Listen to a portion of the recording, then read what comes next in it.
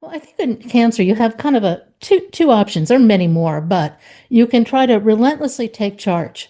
Really get your life healthy, get rid of all the things that are not clean or healthy in your life and your diet. And I think there's a lot to be said for that. And yet, on the other hand, you have this umbilical cord of dependence on the medical system. I think it's almost an irreconcilable psychic dilemma.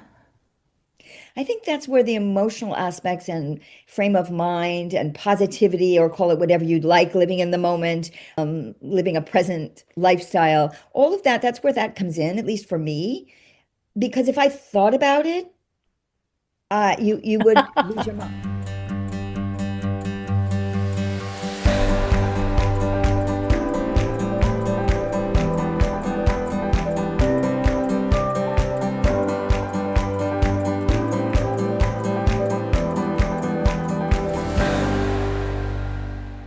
Ruth Revell has lived with chronic cancer for 30 years now. She's a walking testament to how clinical trials are changing some people's lives. But beyond the medical aspect of her experience is a deeply personal one of ups and downs, and most of all, optimism. In the podcast, Ruth shares a story. She was speaking before a large audience. She asked if anyone has not known someone with cancer, had cancer themselves, or lost someone to cancer. If so, if you haven't known anybody in any of these categories, please sit down. No one sat. The room was silent, perhaps heavy with hundreds of memories as each person searched their own network and the impact cancer has had on it. Cancer touches all of us. That's why you have to listen to this podcast.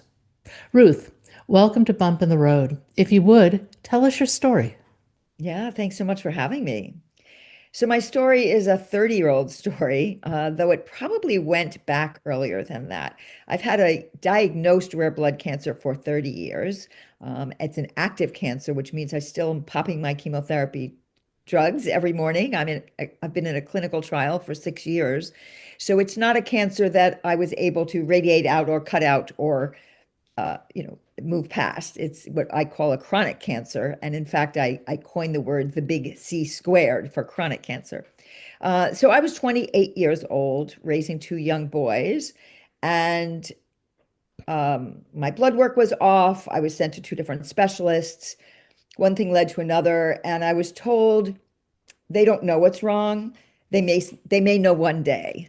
And this is at a time where what I have is called a myeloproliferative neoplasm, an MPN. And at the time, it was only called a blood disorder. I had a bone marrow biopsy at the time, and they confirmed that it was an MPN, but it was called a blood disorder. And it wasn't until 2008 until MPNs were called blood cancers. And what's interesting about that is that everything changed, right? So I had a blood disorder. I went along my world and raised my children and worked. And I'm a freelance writer, always have been, though I ran communications for several national not-for-profits as well along the way. And I really didn't let it guide my life much, other than it's one of those times where you read, my hematologist at the time kept sending me, there was so little about it, known about it or written about it at the time. He kept sending me journal articles. A few times a year there would be a journal article, and I was reading them at the same time as physicians were. And all I did know was that it can progress to a leukemia. So it was one of those moments that you face your own mortality, even though it was not an acute facing. I Mhm. knew that down the road my life could be shortened. So that does shape your life, even though you don't think it is shaping your life along the way, perhaps. And then in 2008, the World Health Organization, WHO, classified it as a blood cancer. And everything changed at that point. Money started pouring in for research. All kinds of good things happened. In fact, I wrote a story for the New York Times that was about that. That interesting how a rare disease has no money, no research, no attention, no awareness. And then when it's called a cancer, all of a sudden money flies in, which was wonderful, of course. So what happened at that point is that I actually had to face a cancer diagnosis, which was not what I had been doing for a few decades. Hmm. So my life did change. Um, I still did not tell many people, only really a handful of people very close friends and a few family members knew at the time. And that's how I wanted it. I didn't want to be a person who people thought of as a cancer survivor or someone living with a cancer. I don't recommend that approach at this point, but for me, that was important. I didn't want people saying, "Oh, how are you? How are you doing?" Yeah. I didn't want all of that kind of attention. I wanted to be me, Ruth, who happens to have this blood disorder that's really not affecting my life. And that's sort of it in a nutshell, 30 years. Where are you now?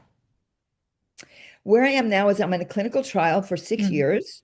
So as research money started to flow and researchers became interested in this rare field, several new drugs have come on the market in the last few years. And really the difference, the speed of our research and clinical changes is fascinating. I would say in the last 2 years, 3 years, 5 years, everything has changed. So my disease started out as something called essential thrombocythemia, ET, which is basically it's a disorder. Now we know a blood cancer of the bone marrow. And what happens is you produce too many platelets. So you're at risk for clotting. Mm-hmm. And then over the years, it progressed to polycythemia vera, which is a different MPN, and it's the exact opposite. And then my platelets came down, but I was producing too many red blood cells. And so without enough platelets, you're at risk for bleeding. So I kind of sat on this fence between at risk for bleeding and at risk for clotting, which is, not an easy place to be. And then it progressed to myelofibrosis, which is where I am now, and that's kind of the dreaded myelofibrosis. It's the most life-threatening of the three. And that's when I went on a clinical trial, and they call me the poster child for this clinical trial because I'm doing so well. That's great. That moment that your diagnosis morphed from blood disorder to cancer, how did it change your outlook?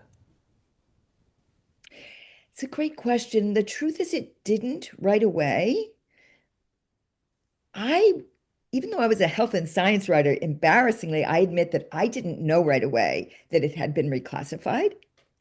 And I actually saw a story that was public, written by the MPN Research Foundation. And I wrote to the executive director of the MPN Research Foundation. They kept calling it a cancer. And I was like, this is a misunderstanding. It can progress to leukemia, but it's actually not a blood cancer. And she very kindly wrote back to me and said, yes, actually last year it was reclassified as a blood cancer.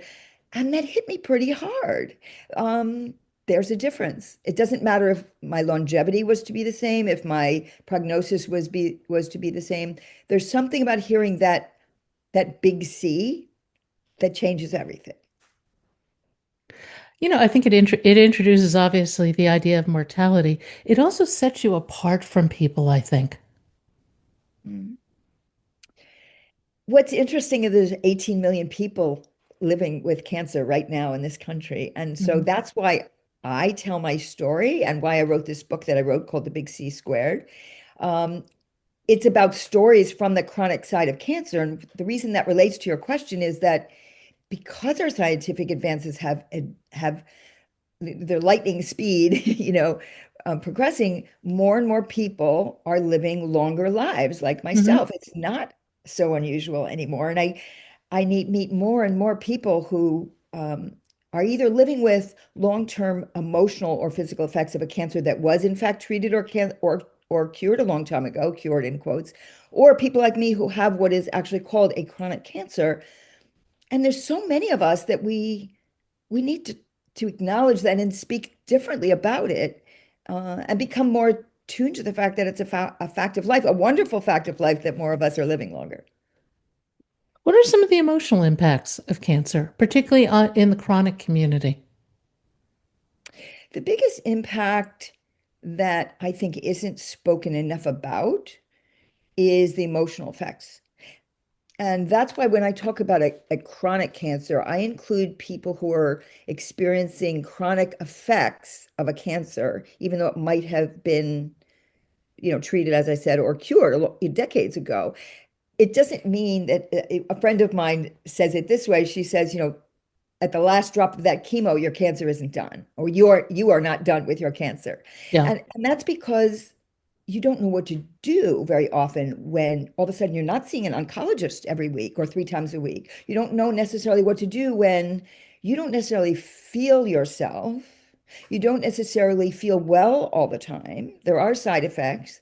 And yet people think you're fine and they speak to you as if, oh, you're fine now. You're so fortunate your cancer's in the past. But that's not necessarily how people feel. And there's a lot of anxiety that goes with the uncertainty of cancer. It doesn't matter what kind of cancer. The uncertainty for me was, will it progress? Which of course Mhm. it did. And it still could progress to an acute leukemia in my case. I know people who um, had different types of blood cancers, and they're constantly, or any kind of cancer, a prostate cancer, it can be colon cancer, it doesn't matter. You're constantly having scans to make sure that cancer doesn't come back. If it's breast cancer, it's the same. It doesn't matter what type. You're under constant observation. And with that comes a perpetual anxiety and in some cases PTSD. I mean, I know people who really have PTSD in a very real way. Well, I think that dependence on medicine, on the technology, on the doctors, and everything else is fundamentally unhealthy, actually. And yet we don't really address that. It almost creates, I think, a victimology scenario. Not that you Great want to word. see yourself that way in any circumstance, but you're at the mercy of these massive forces, whether it's appointments, the insurance, the costs. It dominates parts of your life. It's a full-time job. Yeah, First of all, I love the word victim because I love to hate the word victim. yeah. That was right back to the beginning. I don't want to ever be seen as a victim. And that's because I'm me who happens to have cancer. That's very different. I don't play the victim. I don't act the victim. I don't want people to treat me as a victim. That doesn't mean I am not someone living with and dealing with the effects, and some of them are life-altering. But it's an interesting, our language makes everything really very different with these scenarios. Well, I think in cancer you have kind of a two options. There are many more, but you can try to relentlessly take charge. Really get your life healthy, get rid of all the things that are not clean or healthy in your life and your diet. And I think there's a lot to be said for that. And yet, on the other hand, you have this umbilical cord of dependence on the medical system. I think it's almost an irreconcilable psychic dilemma. I think that's where the emotional aspects and frame of mind and positivity, or call it whatever you'd like, living in the moment, living a present lifestyle, all of that, that's where that comes in, at least for me. Because if I thought about it, you would lose your mind, right? So here's how I describe it. I don't sleep at night. I don't sleep. And I sleep now better because I take something to help me sleep, which I resisted for years. But the reason I wasn't sleeping was because all day long I would do this. I would go about my day. I would live my life. I'd be with my children. I'd be with my grandchildren. I'd work. I'd be with my friends and my family. And it wasn't until I closed my eyes at night that I allowed what you're talking about to come into my head. Yeah. Dependence on medicine, what's happening in research, will there be something for me to take if what I'm on stops working?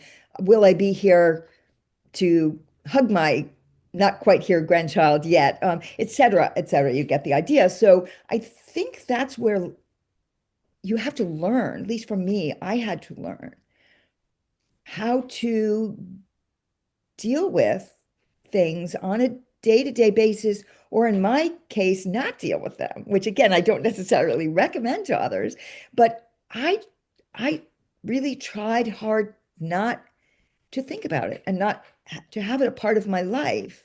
And now, because I've come out so very publicly talking about my story and chronic cancers, and my writing world has become almost exclusively in that arena, I now find myself putting time limits. Like I go out and if I get together with friends, that's my social time. I don't want it. I put a 5 minute limit, and I think everybody could do that in Mhm. my age group, your age group, whatever it is. I don't want to go out and hear about everybody's health ailments. We all have them, right? So I say 5 minutes, you've got 5 minutes, that's it. And then this is my social time. I want to enjoy myself. I don't want to talk about my health. Well, as we were saying before we came on, I call it the organ recital, and I have no interest in hearing it. Thank you. Yeah, exactly. You Exactly. mentioned present being in the present moment. Talk about that a little bit. Did that arise out of cancer? How do you integrate that into your life? Is it important to you? How did it change things? So I think I'm a really fortunate person when it comes to that. I was always a person who noticed everything. They call it stopping to smell the roses, but I would walk. I raised my children in the country before I lived in New York City twice. And I would go for walks and I would notice every leaf and I would notice every tree and I would notice the birds and I would notice even in the city, the same thing. If I'm traveling or I'm in my neighborhood, I notice the architecture. I feel like I've always been in the moment.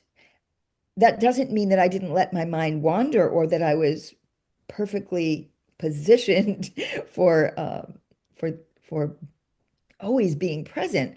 But I do think I had that advantage that that was a part of my personality. Hmm. What has gotten better is that I have I've taught myself to do that about my health, and that is different.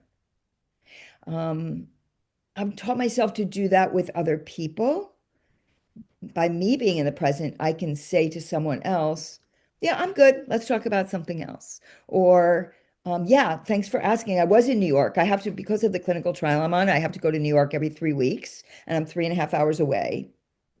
And, so people know I always post pictures online of the train ride. Don't say a word, just post pictures of the train. And people who know me and love me just see that I'm on my way to my appointments. And by doing that, it lets people in, but only so much. So somebody the next week, someone in my life will say, how did your appointments go? And I'll say, oh, I'm great. Thanks. How are you? Boom. How are you today? Let's talk about today. What are we doing today? And for me, that works. I think being present and dealing with today is really important because you end up speculating about an unknown future that you have no control over. Absolutely. And whatever ideas you conjure up will probably not manifest. Yeah. Yeah. I agree. And as you said, we have no control over it. And you're going to have to, here's the other thing. Whatever happens, we're going to have to deal with it then. Yes. Why spread it out? Why have it ruined your good days? I like to say it's a little Pollyannish, but I like to say live every day as if it's your best, not your last, but your Hmm. best, because we have control over today.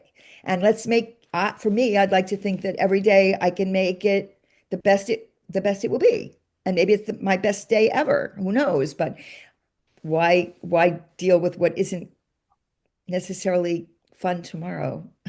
No, I like that a lot. Living your best day. I think that's a great philosophy. How do you the long-term impact of a clinical trial? What Mhm. is it like to be in a clinical trial? Was it frightening going into it? Were you optimistic going into it? Yeah, I've spoken about that a lot actually. And through conversations, my feelings have actually evolved because I tend to just move forward and not look back, which I've Mm, alluded to. But the clinical trial, enrolling in one was like that for me. I had a new bone marrow. It was discovered my disease had progressed to myelofibrosis. My doctor, who I think the world of. She's a super specialist at Weill Cornell in New York. And she said, I have a perfect clinical trial that has just come in front of me, and I think you'd be a perfect candidate. And there is no cure for myelofibrosis. And at the time, my symptoms and on paper, given historic reference, meaning, you know, um, research that had been published a number of years earlier, I had from 15 to 18 months to live. That wasn't really the case because, again, these research, by the time you publish a story, it's 8 years later, and there were a few good drugs, and people were yeah. starting to live longer. People are still dying of myelofibrosis. Don't get me wrong, I'm one of the lucky ones, absolutely. However, when she said, I have a clinical trial I think you'd be great for, I didn't spend a minute questioning it, which I think comes with seeing a practitioner that you really have trust with in. I'm a real advocate for getting a second and third opinion, making sure you're seeing not a general oncologist, but a super specialist. Even though you might be treated at home, after you Hmm. see a specialist. Um, and so I brought had the clinical trial team comes in with a stack literally this big of papers that you have to sign, and you're there for hours, and at that point you're just jumping through hoops to qualify. It isn't until later that, like the next few weeks, where I'm in and out of the clinic, getting another bone marrow biopsy, getting more blood work, getting um, all kinds of workups, genetic workups. And that's when it started to sink in a little bit more. Um, and even then, I was so optimistic and really felt like I had no better choice. I was happy I had a choice, an option. But now, after being in a clinical trial for 6 years, every year that goes by, because I'm feeling well, this is why I have Hmm. the Yeah. privilege to say this, by the way. Every year that goes by, I feel like it's really affected my lifestyle. I'm a huge advocate for clinical trials, but it has affected my life. Every 3 weeks, I go 3.5 hours on the train. That's 7 hours plus my appointments. It interferes with work and family, and it's a huge financial commitment, not just my time. I'm a freelancer. That means if I don't work, I don't get paid, right? The train is very expensive. Spending a day in New York is very Yeah. expensive. And so I realized how much it was interfering with my life. And then I would sort of kind of go like this and remember to wake myself up to, yes, but you're here because of this clinical trial. So I do try to balance that. But it does change your life. And part of it is, even if you don't do well on that clinical trial, I think there's a part of me that wanted to do something that would help other people down the road.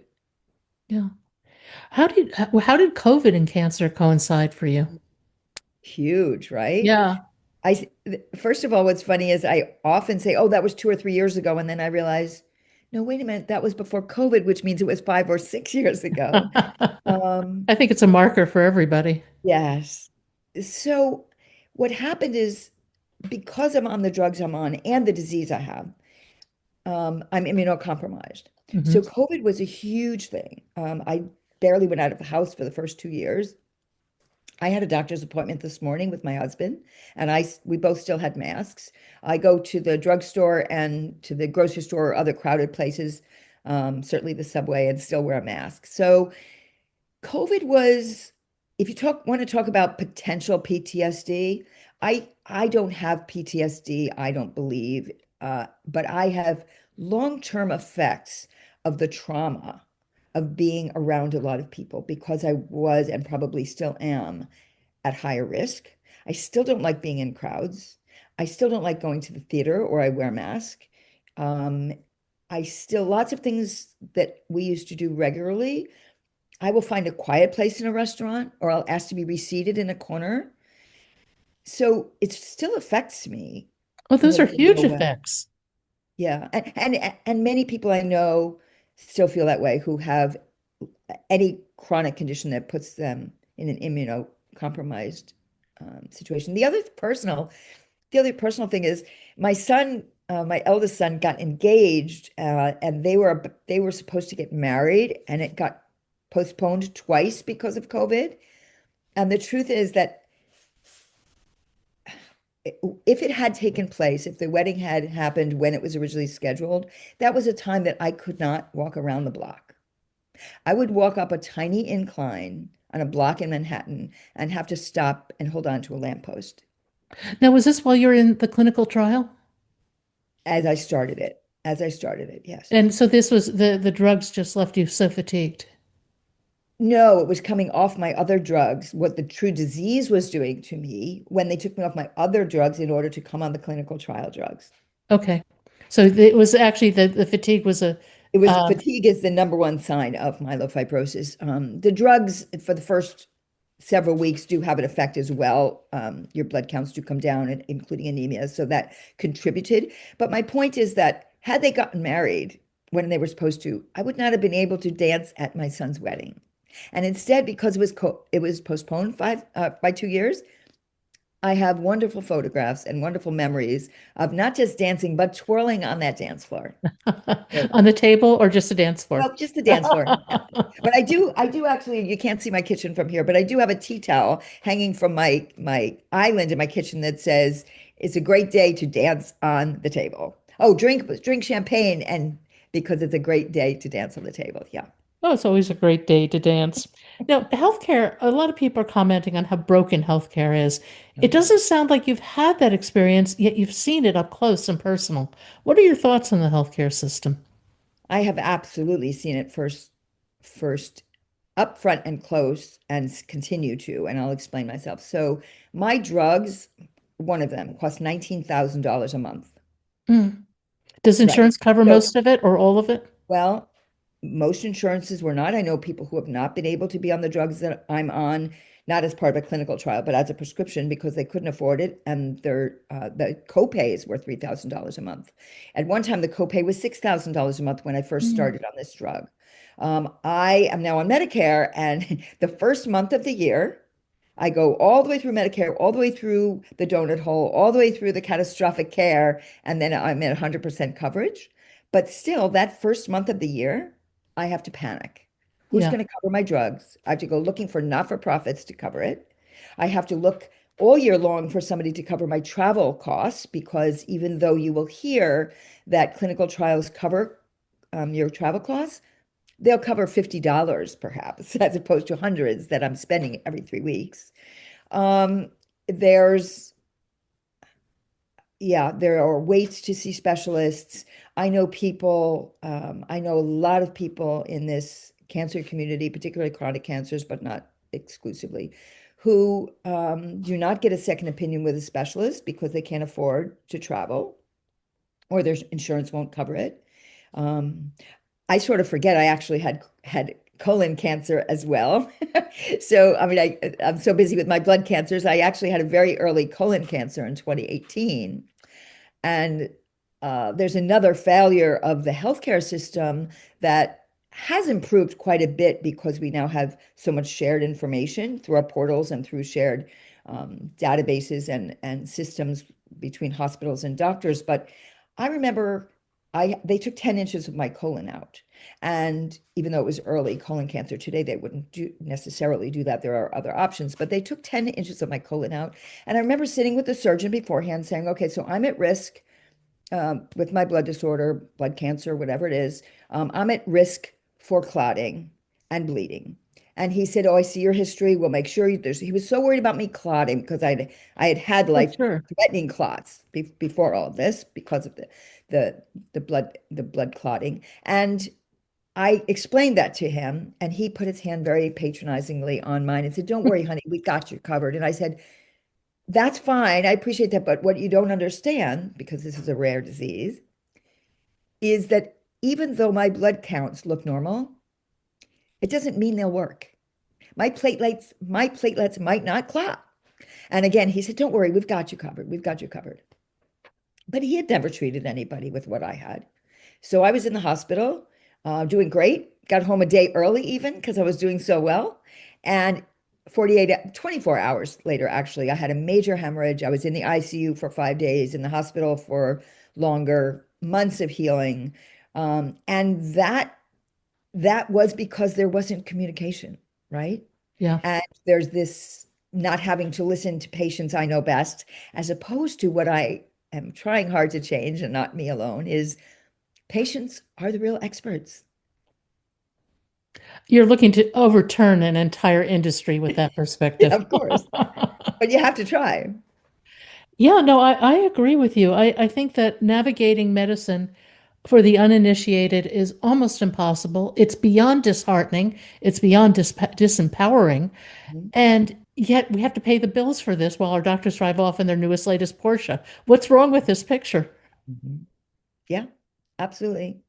And I know some amazing doctors. Sure. It's not the whole field. I mean, when I look at the doctors I've been privileged not just to see as a patient, but I have the actual privilege of interviewing world-renowned physicians, mostly oncologists, mostly hematology oncologists. Hmm. And it's an amazing community of caring, knowledgeable, patient-centered physicians, but that's not our whole healthcare system. And particularly not rural America or other places, either in inner cities. There's not that access. That's the other thing you asked me about our Yeah. broken healthcare system. I speak to people all the time who just don't have the access that I have. And that's a huge hole in our system. It is. And I think within the hospital system, there are holes. And I think people are very well-meaning in Mhm. terms of, trying to develop some sort of team that works with a patient. But there's still, to me, there is a sense of we know what to do, just shut up and follow us. Absolutely. And Absolutely. it's One of the beyond chapters, sorry. insulting. No, go ahead. Well, first of all, I'm sipping out of my mermaid cup I have to share. Okay. Um, yeah, so this is real. This is brain fog that I can't remember what I was about to say, which is the other thing about being in treatment and also just having a cancer. Hmm. They used to call it they used to call it chemo brain. But they And we don't now call it that call it anymore. we now don't call it chemo brain because there's an acknowledgement through research that cancer itself, a lot of cancers can cause brain fog, not to mention the drugs that we're on. Oh. So I now just go brain fog is real. But I can't remember what I was about to say. We were talking about medicine and how it works and how some medical groups, some hospitals, particularly the academic hospitals, try very hard to put together a quality multidisciplinary team to Mhm. really help you with all the different facets of this physical, emotional, social, perhaps billing. Although my only interface with that was you had to walk by the billing department to get out of the office. They made sure they would catch you on the way out, if not the way in. But what would you recommend that medicine could do, and how could they do it in a way that wouldn't be demeaning to the patient and yet be helpful and be I individualized because people need such different things. Yes, absolutely. Individualized medicine is really the way of the future, and the researchers are all over it, and the leading practitioners are all over it, and that's encouraging. What you talk about multidisciplinary care, I know of a few amazing models in this country where there are multidisciplinary cancer programs that um, have on their team social workers and mental health and social um, and fertility and any area you can think of, in addition to obvious financial assistance, etc. And that is enormously helpful. Enormously. If you knew, or your audience knew, if they don't already, how much time is spent. I said earlier it's a full-time job Hmm. to navigate the healthcare system. If you knew how much time I spend just on the phone making appointments and with insurance and with travel arrangements, and separately the clinical care team, and it really is life altering. And by having everything in one place, with a team of people who understand that and talk to each other, that's a huge part. If I go to urgent care, for instance, which I try not to go since COVID, but I do if I have to. If I go to urgent care, I've had a doctor stand in front of me and Google myelofibrosis. Yeah, I believe it. Or I'm educating them for sure, right?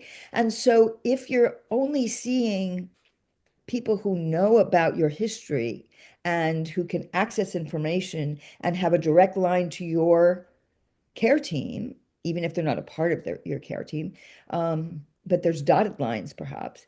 That's huge. I know one of the major cancer centers in New York, Memorial Sloan Kettering, has their own urgent care, and it's basically an emergency room for their own patients. And what that means is that you have any problem at all.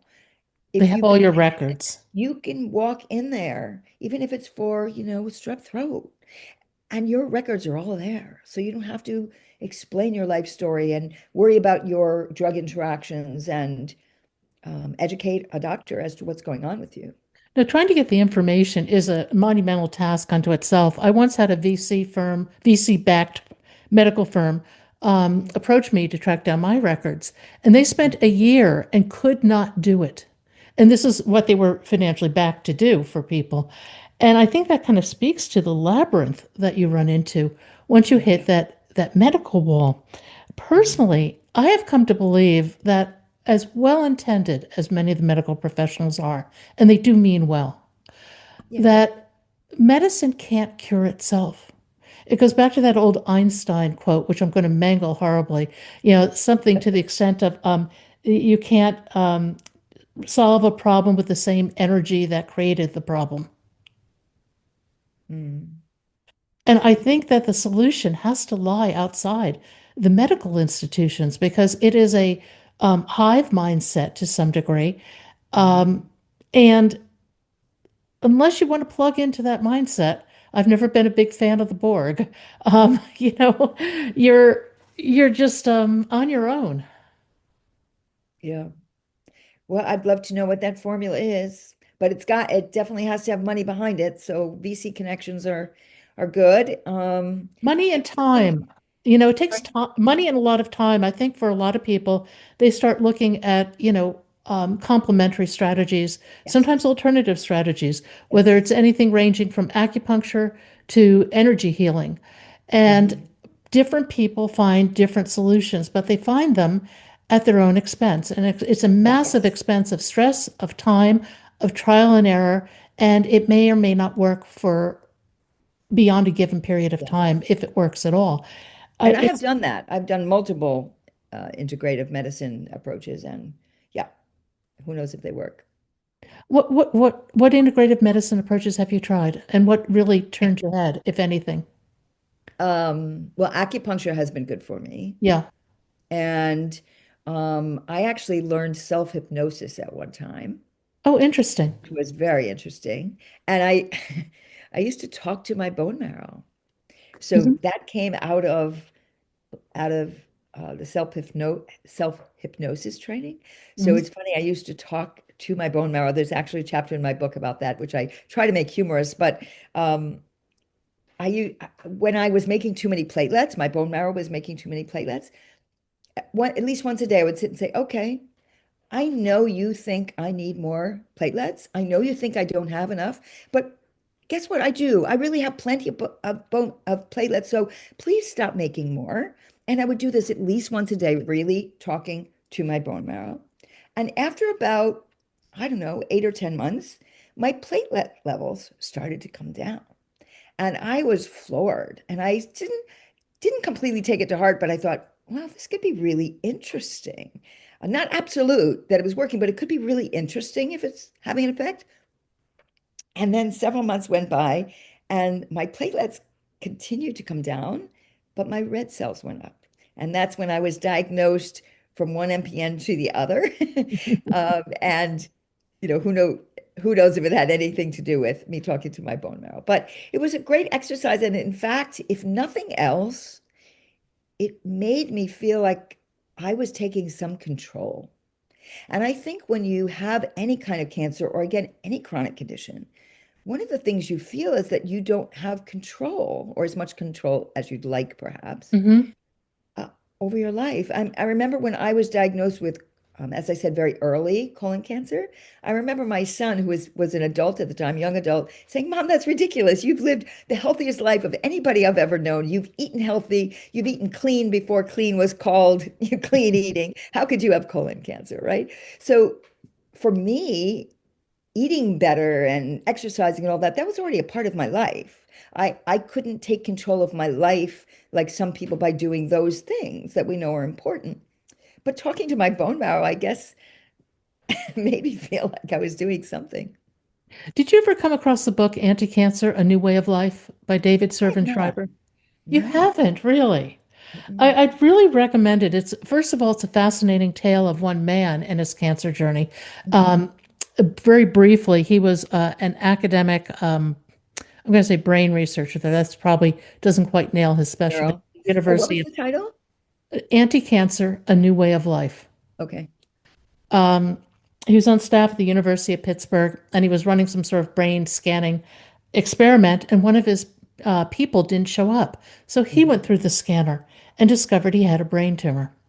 So he Mhm. spends the next year going through medical hell. His marriage falls apart. He can't work. At the end of the year, he asks his oncologist, "Well, I'm okay now, right? What should I do?" And the oncologist said, "Well, go back to your life." So it goes back to this crazy life with no exercise. Well, I won't say no exercise, but terrible, terrible health, terrible food choices, lots of Mhm. stress, and the cancer comes back. So this time, he goes on a worldwide quest for what creates anti-cancer health. The Mhm. book is amazing. It's a great personal story, but just the footnotes alone, which shows the depth of the research that went into this book, are fascinating reading. And it was, I think, originally published about 2008 or 2009. I think 2008, uh, updated slightly in 2012. But I think it's almost a seminal book in terms of the cancer experience and taking charge of your health. Mm. I'll look for it. Yeah, because I think that sense of taking charge is Mhm. what without meaning to perhaps, but the medical profession just leaches out of you. And it's what you really need, and you need that sense of control. Control is an interesting topic unto itself. But I think control when you're dealing with a chronic disease, finding some semblance of control is absolutely critical just to your psyche. Yeah, I think so too. Because so much is out of your control, Yeah, right? absolutely. If you had some words of wisdom for people facing a potentially incurable cancer diagnosis, what Mm. would you say to them? Two things come to mind. One is be yourself who happens to have cancer. That sounds easy. It's not. It's very easy to become your cancer story.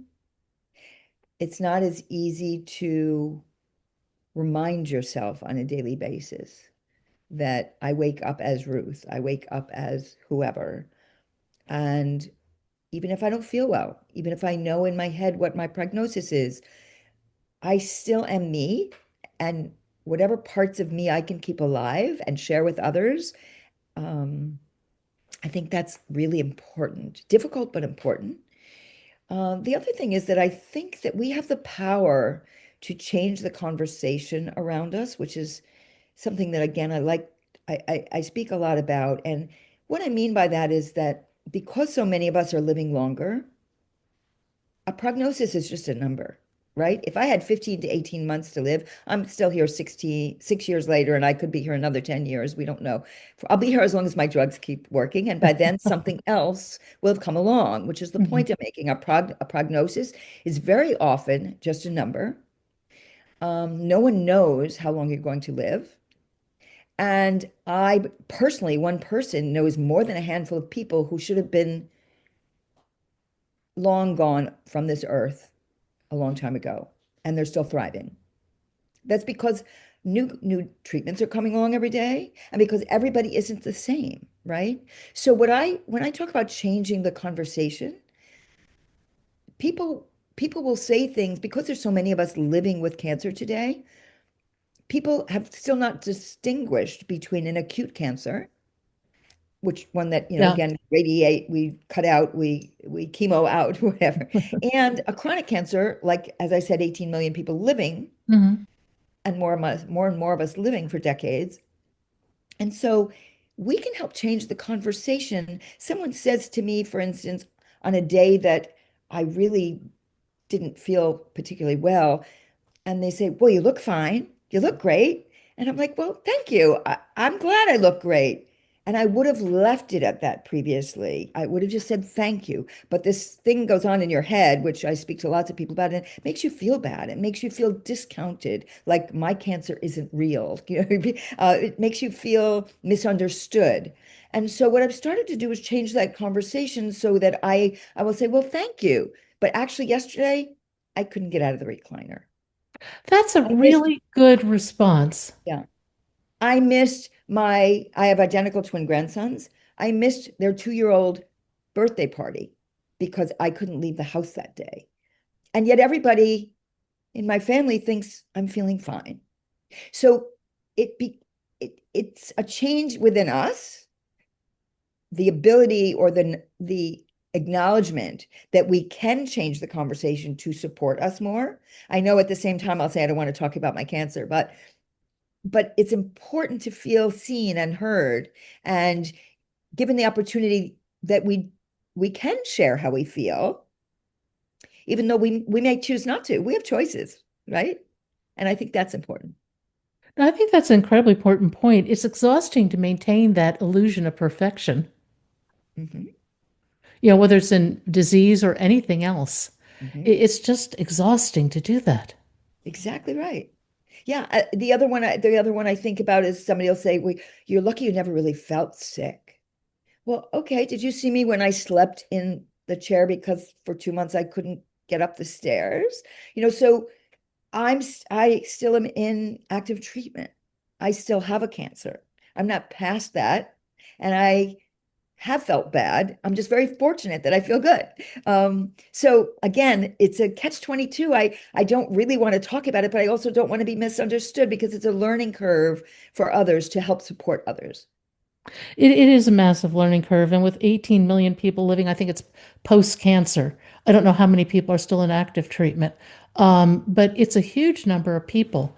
Hmm. And I think that with that mass of people, there should be a way to share that wisdom and generate some sort of compassion and understanding for where people are and make people more aware of that. Well, that's why I did write this book called The Big C Squared Stories from the Chronic Side of Cancer. It's not my stories, though my story is woven throughout the book. The story is lots of different people's stories with lots of different types of cancer.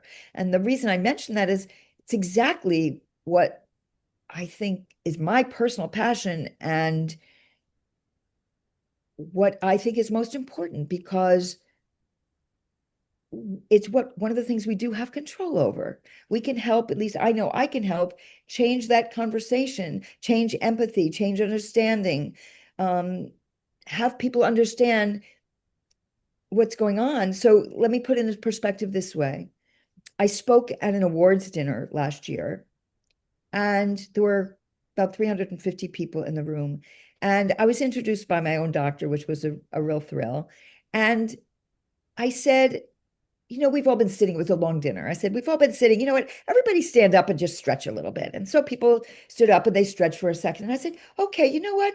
Everybody who knows someone who's had cancer, anyone who has cancer, anyone who has had ever had cancer, go ahead and sit down. Oh, Not a wow. person was left standing. And you could have heard a pin drop. And I got a standing ovation at the end of my talk, but I don't think it was my very humble speech, which I was very, very humble to be in front of that group and speak. But I think it was that moment. I think it was that moment of awareness among 350 people that no one is untouched, or very few people are untouched by cancer. What's the hardest part of a chronic condition? I mean, when it comes to cancer, I think people are around for the first month or two because they want to see the train wreck. They show up with the casseroles and everything else. And I don't mean it badly, it's just human nature. But by the time you're in your 10th month, your 12th month, your third year, your fifth year, they're gone. Mhm, mhm. I think it gets harder for a lot of people for that reason, because they don't have the long-term support. I think it comes down to, for a lot of people, it comes down to very close family and friends. As you say, everybody else goes away, which is understandable. It's Yep, fine. they go on with their own lives and Oh, they and don't have any yeah, understanding of what you're going through. So it's human nature. It's and not it's overwhelming. It's overwhelming to be around someone who's sick, and who, um, or who's dealing with this every few yeah, weeks, you of know? course. But I do think that again, it falls on us who are dealing with a chronic condition. And it took me 20 years to get here. Now it's been 30, but it took me the first 20 years where I had never met another person who had what I had, let alone talked about it. So I had not spoken much about it. And I now know it's on me and other people who deal with a chronic condition to put it out there that they might need help. or that they might want to talk about what's going on with them. Just like I chose not to, you can choose to talk about what you need to talk about. And when I spoke about turning the conversation around, that's sort of what it's like. Yeah, thank you. I'm glad I look great, but here's how I really feel sometimes, right?